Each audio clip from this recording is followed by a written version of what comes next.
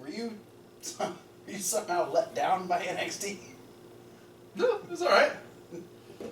Is there a reason you're sideways? Feel like copying Steve up here. All right. Well, me and Daniel will hold up this side, I guess. We're talking about NXT all by itself. It's the midweek wrap-up because Lucha Underground still isn't back until May.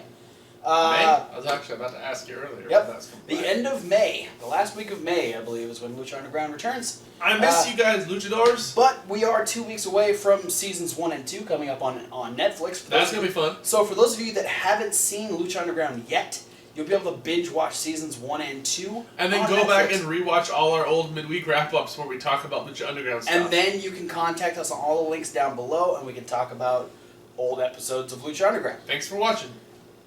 No. So, instead of building Wrestlemania, we're building Takeover up now. Because that's what NXT's doing. Naturally. Our first match was supposed to be Eric Young versus Ty Dillinger. But upon their entrance, Sanity was sent to the back by Eric Young. Yes. And as Eric Young got into the ring, Sanity returned with a beat-down Roderick Strong. This caused Ty Dillinger to get out of the ring and check on him. It also brought out No Way Jose. And then, on Strong's behalf, Dillinger and Jose decided to run to the ring, attack Sanity, and unfortunately, it didn't go very well for them. Sanity's got the numbers, people. Exactly. And they've got the distraction that is Nikki Cross, even though No Way Jose was almost intent on punching her in the face. He got really close. If it wasn't for, I believe Damo stopped him from actually punching Nikki Cross. So, needless to say, that match didn't happen. We also had another match later in the show that wouldn't happen, where the Revival were supposed to take on the Ely brothers. But before they could actually get in the ring, the Ely brothers were stopped and destroyed by the Authors of Pain. These Ely brothers. They can't catch a fucking break, can they? No. What's funny is after going back on Instagram, there's NXT's Instagram page had a picture of the Ely brothers in their little cloak cape things.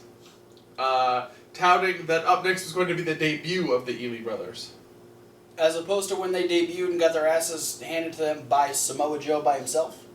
So, I mean, if you're going by what I'm guessing is their debut standards, the Ely brothers still haven't debuted. They just keep getting beat up. They're waiting for the right moment. If they ever get famous enough for What Culture to make a 10 Things WWE Wants You to Forget About the Ely brothers video, one of them's going to be that they never debuted. That'd be a good one to forget. In other matches that got started but really didn't matter, Andrade Cien Almas defeated Ho Ho Loon with the Hammerlock DDT. This was to get heat on Andrade or just to keep him as an asshole? I don't know. I don't know what it was for, but it happened. It's because we don't want you to forget Andrade is a bad guy. Oh, that's fair. But let's talk about cool things that happened. Oh, okay. We had a vignette, the first vignette for what we assume is Aleister Black, a.k.a. Tommy fucking End. So we should be seeing him show up on NXT fairly soon. It'd be really cool if WrestleMania weekend was his debut, since he did have that one match as Tommy End in the UK Championship Tournament weekend. Yeah. It'd be cool if Aleister Black actually had his debut match in Orlando. Will it happen? We don't know, but it'd be cool if it did. Also, after Billie Kay and Peyton Royce were trying to decide where to put their NXT award for Breakout Stars of the Year, they were trying to put it in different places of the Performance Center, and this nothing looked right. And this led to a through-a-window confrontation with Ember Moon, where Ember best confronted with a big thick pane of glass in the way. It's probably the best idea. Ember Moon then ran out of the gym to try and attack them, was stopped, and this led to a singles match between Billie Kay and she's and held Ember back Moon. by some guy named Sean. Yes, he's one of the weight trainers there. He's in a lot of the Combine videos. This led to Ember Moon versus Billie Kay, And, despite how dominant Billie Kay and Peyton Royce were, this was very much pro Ember Moon. Yeah. There wasn't a whole lot on the offensive side of Billie Kay. No, and I mean, this is what we're doing, though, because obviously, without spoiling too hard, this is building up, like you said earlier, to Takeover. Yes. So we have to put over the next challenger. That's fair. Well, let's spoil it a little bit because Ember Moon does hit the Eclipse on Billie Kay despite an attempted interference by Peyton Royce. And Ember Moon wins the match. And Billie Kay and the trainers and the referee and Peyton Royce and the commentators really putting over the Eclipse as an effective finisher. And we found out just a few moments later that William Regal has made it official that Asuka will have a challenger in Ember Moon at NXT TakeOver Orlando. So the title match is set for NXT TakeOver, and I think they did a pretty good job of solidifying, okay, here's Ember Moon, and here's why she's a dominant challenger for Asuka. Yeah. So good for her.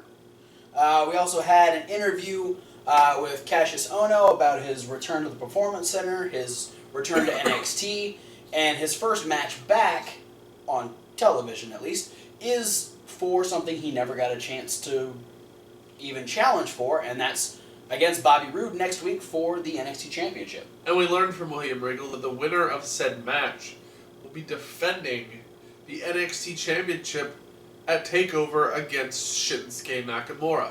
We also heard from Bobby Roode, who said he doesn't really care about Cassius Ohno. He's going to walk out of next week as the champion. He's going to walk into WrestleMania weekend as the champion. He's going to walk out of NXT TakeOver as champion. Will he beat Cassius Ohno? We don't know, but he may have to face the returning Shinsuke Nakamura, who returned to take on TJ Perkins. Yeah, who got beat. Yes. Long story short. Yeah. there were some really good spots in this. Yeah, it wasn't a bad match. Don't get me wrong, TJ Perkins is a great wrestler. You're just not the biggest fan of him? I'm not the biggest fan of him, yes. If he stopped dabbing. That's all you gotta do, man. Just stop dabbing and... Leave it for the kids. The kids love it, man. So, I mean, it was hey, let's pick a technical wrestling kind of guy to put against Shinsuke so we can put over the fact that he had a knee injury and he's going to use different knee submissions because his finishing move is the knee bar. Yeah, it does. It makes a lot of sense. And then we can show that Shinsuke's all better now because he's not going to lose to the guy with the knee submission finisher. Yeah. And he found himself in the knee bar a couple of times, but made it to the ropes either time. TJ Perkins found a few ways to get the advantage over Shinsuke Nakamura, but it's Shinsuke Nakamura, and he's going to knee you in the face, and that's what happened, and Shinsuke Nakamura defeated TJ Perkins. Yeah. So now we have Shinsuke for sure heading to the title picture. Now, next week we determine whether it's going to be Bobby Roode or Cassius Ohno. We now have the Women's Championship solidified. We have more issues amongst the tag teams. We're pretty much looking at that triple threat. Authors of Pain, DIY, and the Revival. I forget to put my Revival shirt on that's over there. Well, triple threat. No, 3-time NXT Tag Team Champions. Triple threat. 3-time NXT Tag Team Champions. The Gonna Revival. have something with Ty Dillinger. Oh man, what if Roderick Strong got taken out, and Ty Dillinger and Noe Jose bring in Aleister Black to take on Sanity? That'd be cool. That'd be an interesting way to bring him in. Will Aleister Black show up? We don't know. What other matches are going to get set? We don't know, but we'll find out in the coming weeks. That's it for NXT. Well, which means that's it for the midweek wrap-up. So, thanks for watching, guys. Don't forget to like, comment, subscribe. Click all the links down in the description. Punch them. Well, if you have a touch screen, punch them, because then you might actually click on them. Otherwise, use your mouse or your finger pad, whatever you have to control your device, to click on those links, and you can talk to us through any of those versions of social media. Ironically, this is also your finger pad. Good point.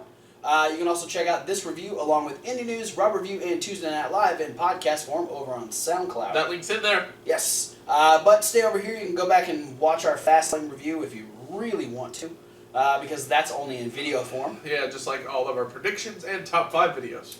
Also in video form is all the stuff over on Reasonable Wrestling Fans. Hey, our other channel. It's Reasonable the W. Like Wrestling. Where, we've stopped a few videos, but we've got some more coming up. We've got a soda taste test challenge that's in the works currently. You should see the return of Fantasy Warfare after WrestleMania. Along with some brand new shows like the Cocktail Hour, where this guy's going to be making drinks with some special guests every now and again. Plus some new ideas that we're throwing around, but we want your suggestion as well. Do you want us to see us do... Do you want us to see a video? Yeah. Post that video down below. If you want to see us react to videos, that could be a video. Huh? Because we do post reaction videos over there. Yeah. That could be a thing. Also, we could do YouTube challenges, we could do other reviews, we could do discussions. Let us know what types of stuff you want to see. Post down in the comments. Get a hold of us on social media. Yeah. Find a way to contact us. Do it. There's plenty of ways to do it. But for now, guys... guys... if you look down there, there's... Count them.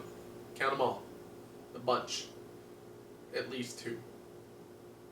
Thanks for watching, guys, and we'll see you at whatever video you decide to watch next. Next week, we broke in Matt Hardy.